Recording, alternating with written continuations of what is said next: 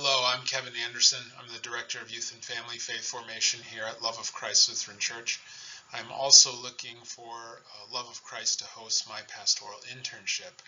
And a part of those duties as an intern will be regular preaching. So you get me for this Sunday, the 17th Sunday after Pentecost. And as is the tradition here at Love of Christ, the preaching pastor for that Sunday does a few Bible studies on the Old Testament text and the Gospel text for the coming Sunday. So for this Sunday, we're going to take a closer look at Isaiah chapter 50, verses 4 through 9.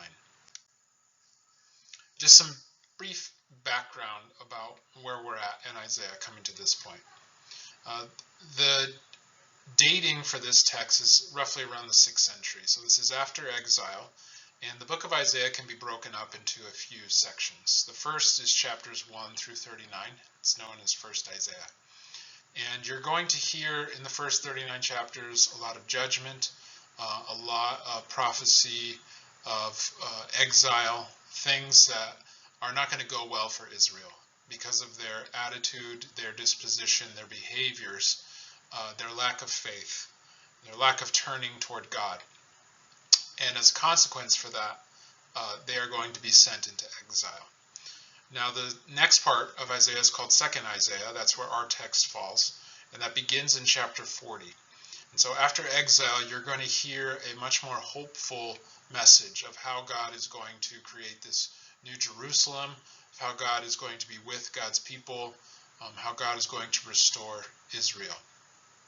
So it's much more hopeful in the second portion of Isaiah.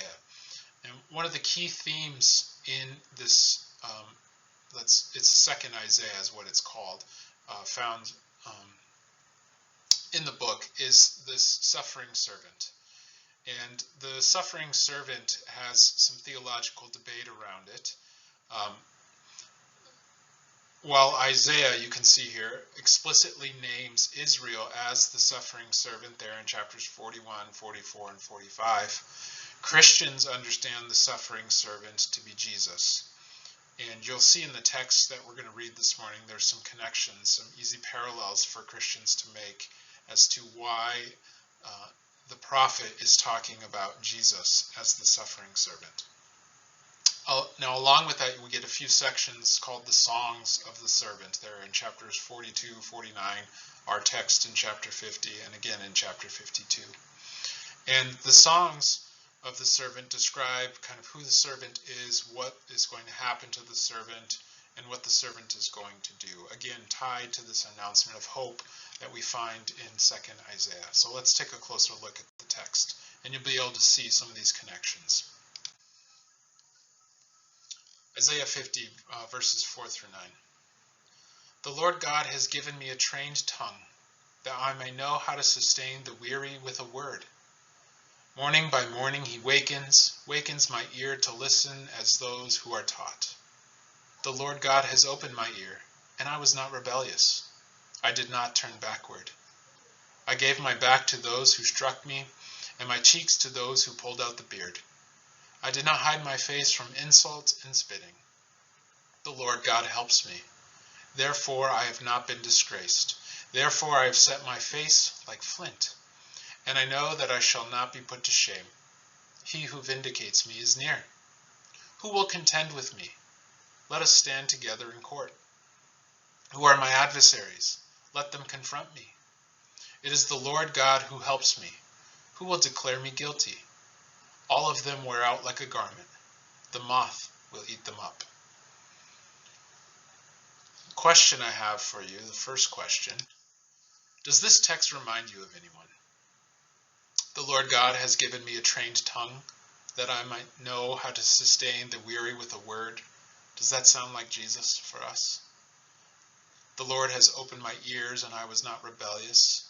We see in the Gospels, particularly in Mark, that we're looking at this week, that Jesus is listening to what God is telling Jesus to do. And Jesus does not turn backward. We think about the passion of Christ, the crucifixion. I gave my back to those who struck me, and my cheeks to those who pulled out the beard. I did not hide my face from insult and spitting. As we know in the Passion story of Jesus, there is violence, there is striking, there is all kinds of things, suffering that happens to Jesus. But he does not turn away from what he is supposed to do. So we can see how easy it is for us as Christians to understand the suffering servant to be Jesus. And a little bit more here about the suffering servant, as described in Isaiah. This servant is going to bring justice and light to all nations. And this is tied to Abraham's promise from God that he's blessed to be a blessing for the sake of the world. Not just for one people, not for one country, not for one nation, but to all nations, for all the world's justice and light will happen. We also hear in Isaiah that the suffering servant is going to restore Israel. The New Jerusalem is going to come alongside or with or through the suffering servant. We also see that the suffering servant is going to suffer, but that servant is also going to be obedient to God in the midst of that suffering. And that obedience comes from a confidence in God's justice and God's support. And what is kind of interesting, what kind of throws a loop through maybe our understanding of how God is going to right the world, how God is going to reveal God's self, is through suffering. And this suffering is going to be the means by which forgiveness, healing, and vindication come to us. And so we have to wrestle with this, right? As we think about our own suffering, and as we look closer at the gospel text, the suffering of Jesus, it seems so backwards and upside down. You know, sometimes we have these expectations that God is going to do something grand and monumental and great. And while God does do those things, they happen through suffering. And no one likes suffering. But if we look to Jesus, we get a very clear picture of what God does with suffering. God does not abandon us in suffering. God does not let suffering have the last word, right? Even we hear this in Isaiah about the suffering servant. Justice and light will come. Suffering is going to be the means by which forgiveness, healing, and vindication come. Our suffering, everyone suffers, by the way, is going to be the means by which God is going to restore the world.